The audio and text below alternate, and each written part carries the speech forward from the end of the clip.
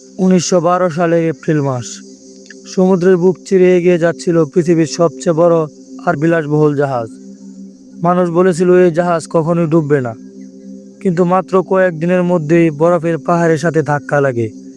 ঘটে যায় ইতিহাসের সবচেয়ে ভয়ঙ্কর সমুদ্র দুর্ঘটনাগুলোর একটি। মাত্র 2 ঘন্টা 40 মিনিটে সমুদ্রের নিচে তলিয়ে যায় সেই বিশাল জাহাজ। মারা যায় 1500 এর বেশি মানুষ।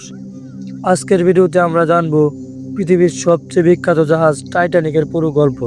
তাহলে চলুন ভিডিওটি শুরু করা যাক। ভিডিওটি শুরু করার আগে আপনি যদি আমাদের চ্যানেলে নতুন হয়ে থাকেন তাহলে অনুরোধ রইল চ্যানেলটি সাবস্ক্রাইব করে পাশে থাকার। 1900 সালের শুরুতে সমুদ্রপথে ইউরোপ থেকে আমেরিকা যাওয়ার প্রতিযোগিতা ছিল অনেক বড়, বিশেষ করে 2 বড় শিপিং কোম্পানির মধ্যে। একদিকে ছিল কর্নার্ড লাইন, অন্যদিকে ছিল হোয়াইট স্টার লাইন। কর্নার্ড লাইন দ্রুতগতির জাহাজ বানাচ্ছিল, তাই হোয়াইট স্টার লাইন সিদ্ধান্ত নেয় তারা সবচেয়ে বড় এবং সবচেয়ে বিলাসবহুল জাহাজ বানাবে। যে জাহাজ ধনী থেকে সাধারণ মানুষ সবাই সমুদ্র ভ্রমণের নতুন অভিজ্ঞতা পাবে। এই পরিকল্পনা থেকে জন্ম নেয় টাইটানিক প্রকল্প। টাইটানিক জাহাজের প্রধান ডিজাইনার ছিলেন থমাস অ্যান্ড্রুস। তিনি ছিলেন জাহাজ নির্মাতা কোম্পানির একজন দক্ষ ইঞ্জিনিয়ার। তিনি এমনভাবে টাইটানিক ডিজাইন করেছিলেন যাতে জাহাজের ভেতরে অনেকগুলো আলাদা আলাদা ওয়াটারপ্রুফ কম্পার্টমেন্ট থাকে। কোনো জায়গা ক্ষতিগ্রস্ত হলেও পুরো জাহাজ না ডুবে।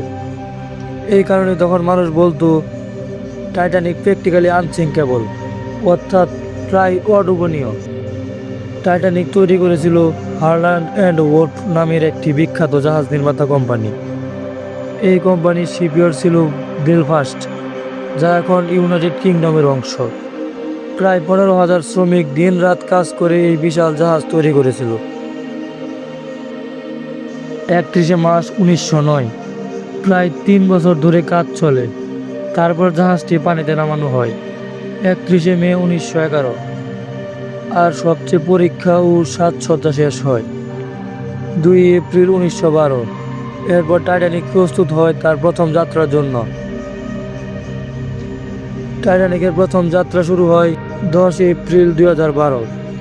জাহাজটি যাত্রা শুরু করে সাউথাম্পটন শহর থেকে। তার গন্তব্য ছিল নিউ ইয়র্ক সিটি। জাহাজে ছিল প্রায় 2200 যাত্রী ও ক্রু, যাদের মধ্যে ছিল ধনী ব্যবসায়ী, অভিবাসী, সাধারণ যাত্রী। জাহাজটির ক্যাপ্টেন ছিলেন এডওয়ার্ড স্মিথ। এটা ছিল তার শেষ যাত্রা, কারণ তিনি অবসর নেওয়ার পরিকল্পনা করেছিলেন। 14 এপ্রিল 1912। সমুদ্র ছিল শান্ত, আকাশ ছিল পরিষ্কার, কিন্তু সমস্যা ছিল অন্য জায়গায়। সামনে ছিল বিশাল আইসবার্গ। রাত 11টা 40 মিনিটে টাইটানিক সেই বরফের পাহাড়ের সাথে ধাক্কায় জাহাজের নিচেরও কয়েকটি অংশ ছিঁড়ে যায়। পানি দ্রুত ভেতরে ঢুকতে শুরু করে। ডিজাইনাররা বুঝতে পারেন এই ক্ষতি এত বড় যে জাহাজ আর বাঁচানো যাবে না। এরপর শুরু হয় ভয়ঙ্কর পরিস্থিতি, কারণ টাইটানিকে পর্যাপ্ত পরিমাণ লাইফবোট ছিল না। অনেক যাত্রী লাইফবোটে উঠতে পারেনি। মাত্র 2 ঘন্টা 40 মিনিট পরে 15 এপ্রিল 1912 টাইটানিক সম্পূর্ণভাবে ডুবে যায়। মারা যায় প্রায় 1500+ মানুষ, যা ইতিহাসের সবচেয়ে ভয়ঙ্কর সমুদ্র দুর্ঘটনাগুলোর একটি। এই ঘটনাকে বলা হয় sinking of the RMS Titanic. দুর্ঘটনার অনেক বছর পরে 1985 সালে সমুদ্রের প্রায় 3800 মিটার গভীরে টাইটানিকের ধ্বংসাবশেষ খুঁজে পাওয়া যায়। এটা আবিষ্কার করেন রবার্ট বার্লার্ড। আজও সেই ধ্বংসাবশেষ উত্তর আটলান্টিক মহাসাগরের তলদেশে রয়েছে। টাইটানিক শুধু একটা জাহাজের গল্প নয়, এটা মানুষের অহংকার আর প্রযুক্তি ভাগ্যের গল্প।